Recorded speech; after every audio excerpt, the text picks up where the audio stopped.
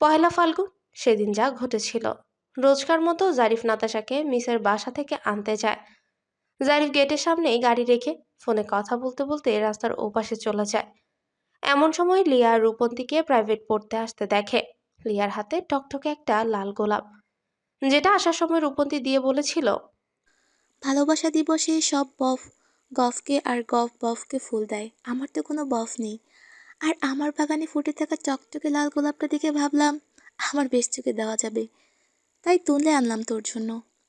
রূপন্তী এই বলে লিয়াকে ফুলটা দেয়। লিয়াও ফুলের ঘ্রাণ নিতে নিতে পথ দিয়ে আসছিল। জারিফ ফোনে কথা বলছিল, স্পষ্ট এটা দেখতে পায়। এদিকে নাতাশা মিসের সাথে গেটেই আসে। সুমি নাতাশার হাতে একটা সুন্দর ডিজাইন করা লাভ লেটার দেয় আর বলে, তোমার মামা ফোনে কথা বলেছে, এটা গিয়ে তোমার মামাকে দিবে কেমন? নাতাশা ঘাড় নাড়িয়ে ঠিক আছে বলে। সুমি নাতাশাকে বাই জানিয়ে বাসার ভেতর চলে যায়। সাহস করে প্রেমপত্র দিলেও ভেতরে ভেতরে সুমির লজ্জা লাগছিল, তাই দ্রুত ভেতরে চলে যায়। লিয়া রূপন্তী গেটের কাছাকাছি আসতেই নাতাশাকে দেখতে পায়। নাতাশার সাথে লিয়া কথা বলে। নাতাশা লিয়াকে মিষ্টি আন্টি বলে ডাকে আর অনেক পছন্দ করে। লিয়া হাতে থাকা ফুলটা নাতাশাকে দিয়ে বলে। কিউটি পাই, এটা তোমার কেমন? নাতাশা হাসি মুখেই নেয়। তারপর নাতাশা রাস্তা পার হয়ে জারিফের কাছে যাবে বলে ঠিক করে। নাতাশা এক ছুটে দৌড় দেয়। এমন সময় একটা কার আসে। লিয়া নাতাশাকে দেখে জোরে নাতাশা বলে চিৎকার দেয়। জারিফ চিৎকার শুনে ঘাড় ঘোরাতেই যা দেখলো তা দেখার জন্য মোটেও প্রস্তুত ছিল না। জারিফ ছুটে আসতেই থাকে। কারের চালক নিজে রিস্ক নিয়ে কার ব্রেক করে। নাতাশা ভয় পেয়ে রাস্তায় হাঁটু গেড়ে বসে পড়ে। জারিফ দৌড়ে এসে নাতাশাকে বুকে জড়িয়ে নেয়। জারিফের সারা শরীর থরথর করে কাঁপতে থাকে। লিয়াও এগিয়ে আসে। এদিকে নাতাশা তেমন কোনো ক্ষতি হয় না, পড়ে যাওয়ার ফলে হাঁটু একটু ছিলে যায়। আর কারের চালককে দেখে জারিফ অবাক হয়। ডক্টর আলিফই ছিলেন গাড়িতে। সেই থেকে আলিফের প্রতি জারিফের রেসপেক্ট আকাশসম হয়। একে তো আগে থেকে ট্রিটমেন্টের সূত্রে আলিফ চেনা জানা আছে, আবার নিজের রিস্ক নিয়ে নাতাশাকে বাঁচিয়েছে। এতে আলিফের প্রতি জারিফের কৃতজ্ঞতা বোধ সর্বোচ্চ হয়। আলিফের কপালে হালকা আঘাত লাগে। আলিফের জায়গা অন্য কেউ হলে হয়তো এতটা মানবতা দেখাতো না, আর ঘটতো বড় একটা দুর্ঘটনা। অকালে ঝরে যেত একটা নিষ্পাপ প্রাণ। এই পর্যন্ত সবকিছু ঠিক ছিল। জারিফ নাতাশাকে যখনই জিজ্ঞেস করলো, তখনই বিপত্তি ঘটে। জারিফ নাতাশাকে এভাবে ছুটে আসার কারণ শোধাতে নাতাশা হাতের দিকে দেখিয়ে বলে। তোমাকে এটা দিতে আসছিলাম। জারিফের নজর টকটকে গোলাপের দিকে যায়, অতঃপর কার্ডের দিকে। কার্ডটা হাতে নিয়ে দেখে একটা লাভ লেটার। জারিফ লিয়ার দিকে এক নজর চাইলো, অতঃপর নাতাশাকে বলল। এই ফুল তোমাকে কে দিয়েছে? নাতাশা লিয়ার কথাই বলে। জারিফ ভাবে ফুল সমেত লাভ লেটার দিয়ে লিয়াই দিয়েছে। মুহূর্তে জারিফের কপালের রগগুলো ফুলে যায়। জারিফ নাতাশাকে গাড়িতে বসিয়ে দিয়ে আসে, অতঃপর লিয়াকে ডেকে বলে। তোমার কোনো শিক্ষা দীক্ষা নেই, এটুকু বাচ্চা মেয়ের কাছে কে এসব পাঠায়? লিয়া অবাক হয়ে বলে। আমি এসব দেইনি। জারিফ পাল্টা বলে। স্পষ্ট ফুলটা তোমার হাতে দেখেছিলাম। লিয়া বারবার বলতে থাকে ফুলটা দিলেও কার্ডটা দেয়নি। দুর্ভাগ্যবশত কার্ডে নাম লেখা ছিল না, এমনি সুন্দর করে মিষ্টি মিষ্টি প্রেমের প্রপোজাল ছিল। আরেকটু হলে নাতাশা এতক্ষণে হসপিটালেই থাকতো, আর নয়তো বেঁচেই থাকতো না। এটা ভাবতে জারিফের লিয়াকে দোষী মনে হচ্ছিল। জারিফ লিয়ার কথা বিশ্বাস না করে কড়া করে লিয়াকে অনেক কিছুই বলে ফেলে। নাতাশার চিন্তায় জারিফের মস্তিষ্ক কেমন যেন উলটপালট হয়ে যায়। ঠান্ডা মাথায় না ভেবে রিয়াক্ট করে বসে জারিফ। জারিফ বলে। তোমার থেকে সরি বলবো, সবটা তোমাকে জানাবো। গত সপ্তাহে ভেবেছিলাম, এর মধ্যে পরের দিন আঙ্কেলের অসুস্থতার খবর শুনে, তাই এই কয়দিনে জানানো হয়নি। লিয়া নিজেকে দমিয়ে রাখতে না পেরে প্রশ্ন করে ওঠে। তা সুমি আপুকে কি উত্তর দিয়েছিলেন? জারিফ স্পষ্টভাবে বলে। সুমি মেয়ে না হয়ে ছেলে হলেই সচরে দুই গালে দুইটা চড় পড়ত, তবে মেয়ে বলে বেঁচে গেল। একজন টিচার হয়ে কিনা ছোট বাচ্চা মেয়েকে দিয়ে এসব পাঠায়। আর সেদিন যদি নাতাশার কিছু হয়ে যেত, তাহলে কি হতো? উফ। লিয়া ফের বলে। সঠিক উত্তরটা এখনো পেলাম না। সুমিকে বলে দিয়েছে আমি অলরেডি ম্যারিড, বিয়েটা করে নিন, এটা আপনার জন্য বেটার হবে। লিয়া এতক্ষণে হাফ ছেড়ে বাঁচে। জারিফ লিয়ার দিকে তাকিয়ে শান্ত গলায় বলে। লিয়া, আমি অনেক ভেবে চিন্তে সিদ্ধান্ত নিয়েছি। আমি আমাদের সম্পর্কটা আগাতে চাই, তোমার আর আমার সম্পর্কটা স্বাভাবিক করতে চাই। লিয়া, তুমি ভেবো না সুমির সত্যের জানার পর থেকে এটা ভেবেছে। রূপমের বিয়ে থেকে বাসায় গিয়ে তারপর থেকে আমি তোমাকে নিয়ে অনেক চিন্তা করেছি। রোহান যখন আমার সামনে তোমাকে ভালো রাখার কথা বলতো আমার প্রচণ্ড রাগ হতো। তারপর যখন বলল তোমার বাড়িতে বিয়ের প্রস্তাব নিয়ে যাবে, তখন নিজেকে কাপুরুষ মনে হলো। বিয়েটা যেভাবেই হোক না কেন, তুমি আমার বউ, আর আমার সামনে অন্য কেউ তোমাকে ভালো লাগার কথা বলছে, ইভেন প্রস্তাব নিয়ে যাবে, এসব কিছু আমার এগোতে লাগে। ছোট্ট একটা জীবন হেলায় ফেলা নষ্ট না করে সুন্দর করে সাজিয়ে নেওয়াটাই বেটার। আর প্রথম দিকে এই বিয়েটার জন্য তোমাকে দায়ী করার জন্য সরি। সেদিন এমনভাবে ঘটনাটা ঘটলো, আমি সহজে মেনে নিতে পারছিলাম না। আর তাৎক্ষণিকভাবে মেনে নেওয়াটা এতটা সহজও না। যা কিছু হয়েছিল, না তোমার কোনো হাত ছিল, না আমার। হয়তো তুমি আমার ভাগ্যে ছিলে। আমি এই নিয়ে এই কয়দিন অনেক ভেবেছি, শেষমেশ নিজেকে স্থির করেছে তোমার আর আমার সম্পর্কটা আর সবার মধ্যে স্বাভাবিক করব। লোহা ফেলে রাখলে যেমন জং ধরে, ঠিক তেমনি অবহেলা অযত্নের সম্পর্ক নষ্ট হয়েছে। একটা সম্পর্ক ঠিকঠাক রাখতে দুজনের সহযোগিতার প্রয়োজন। আমি আমার দিক হতে সর্বোচ্চ ট্রাই করব। তুমি আমাকে বিশ্বাস করে দেখতে পারো। আর আমি তোমার মুখ থেকে শুনতে চাই, তুমি কি চাও, আমাদের সম্পর্কটা আগাতে চাও কি চাও না। লিয়া নিশ্চুপ থাকে। লিয়াকে নিশ্চুপ দেখে জারিফ তপ্ত নিঃশ্বাস ফেলে। চোখে মুখে একরাশ আশা নিয়ে ফের বলে, নীরবতা সম্মতির লক্ষণ। তবে কি আমি তোমার নীরবতাকে সম্মতি ধরে নেব? লিয়া মৃদু হাসে, নরম স্বরে বলে, বিয়ে সংসার নিয়ে প্রত্যেকটা মেয়েরই রঙিন স্বপ্ন থাকে। আমি তাদের ব্যতিক্রম নই। স্বামী সংসার নিয়ে একটা সুখের ঠিকানা হবে এমন স্বপ্ন বুনেছি আমি। আর বিয়েটা যেভাবেই হোক না কেন, আপনাকে আমি মন থেকে স্বামী হিসেবে মানি। আর আপনাকে আমার সুখের ঠিকানার কারিগর ভাবি আমি। লিয়ার কথা শুনে জারিফ সন্তুষ্ট হয়। জারিফ বিনিময়ে চমৎকার হাসে। এমন সময় ছাদে সেদিনের আন্টিটা আসতে থাকে। জারিফ এক নজর দেখেই মাঝবয়সী মহিলাটাকে চিনে ফেলে। লিয়া সেদিনের কথার শোধ তুলতে জারিফ হুট করে নাতাশাকে ডেকে বলে ওঠে, নাতাশা, তুমি ওখানে না থেকে এখানে আসো। নাতাশা, তোমার মামির কাছে এসো। আর কিছুক্ষণ পর তো আমরা চলে যাব। তো বাকি সময়টা তোমার মামির সাথে কাটিয়ে নাও। জারিফ কথাগুলো একটু জোরে সোরে বলেছিল। মহিলা কপাল কুঁচকে লিয়া জারিফের দিকে চাইল। লিয়াকে মামি বলছে শুনে মহিলার কৌতূহল বাড়তে থাকে। ভদ্রমহিলা মনে মনে আওড়ায়, লিয়া তো অবিবাহিত, আর ছেলেটা বাচ্চা মেয়েটাকে তোমরা মামি মামি বলছো কেন? আর বাচ্চাটার মামা ওই সুদর্শন ছেলেটা তবে কি? উনি প্রশ্নের উত্তর জানার জন্য ছাদে না থেকে নিচে নামতে থাকেন। লিয়া এতক্ষণ তাকিয়ে জারিফের কাজ দেখছিল। লিয়া ঠোঁট চেপে বলে, নাতাশার মামা নিজেকে খুব চালাক ভাবেন, তাই না? আমি ঠিক ধরেছি।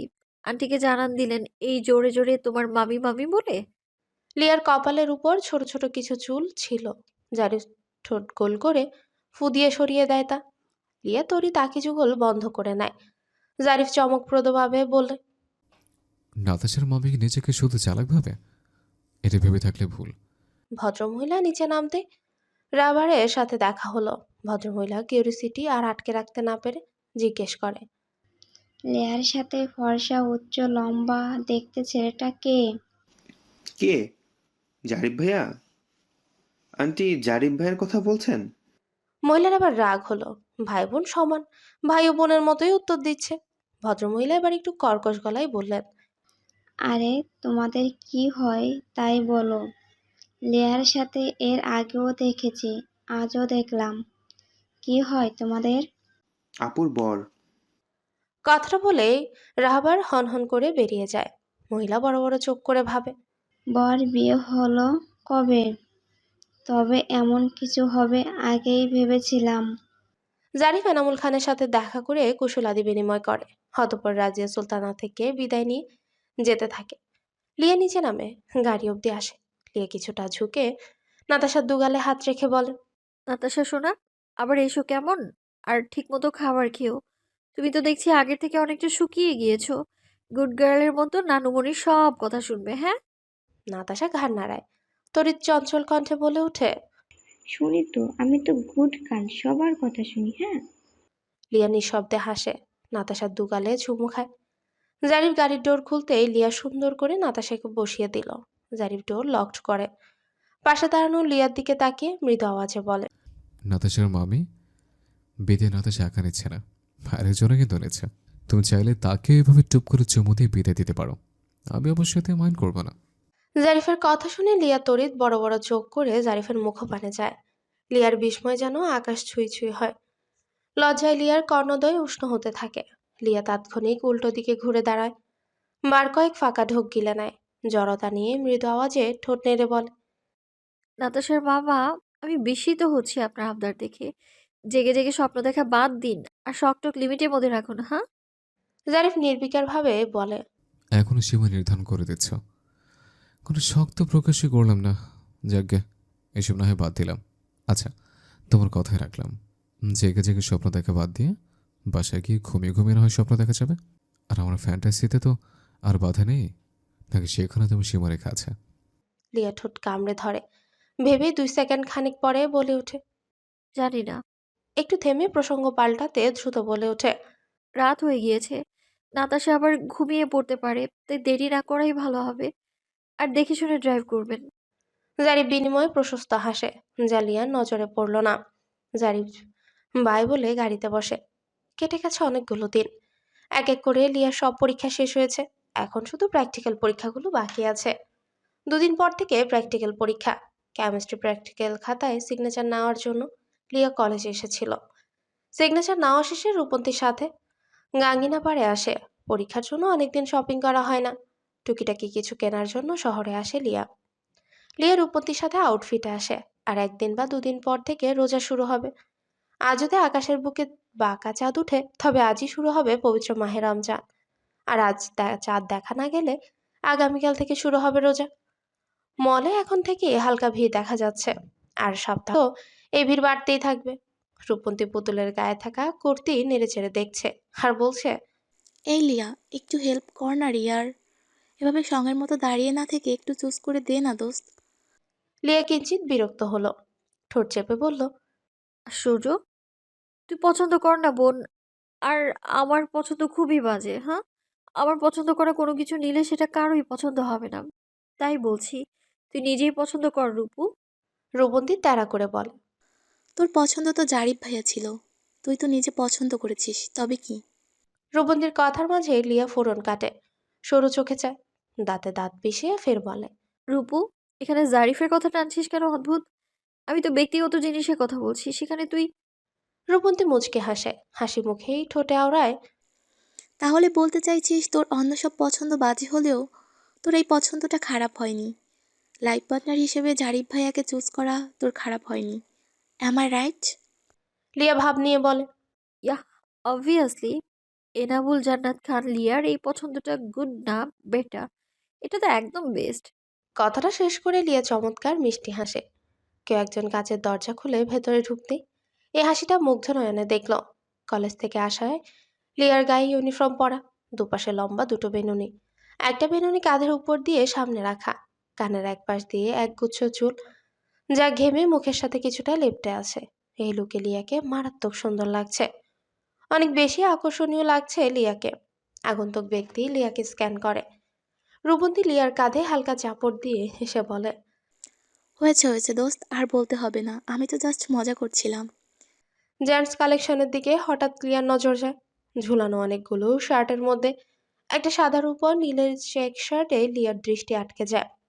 শার্টটা দেখে লিয়া ইমাজিন করে জারিফের গায়ে কেমন লাগবে। লিয়া এক পা দুপা করে সেদিকে এগিয়ে যায়। লিয়ার শার্টটাতে হাত দেয়।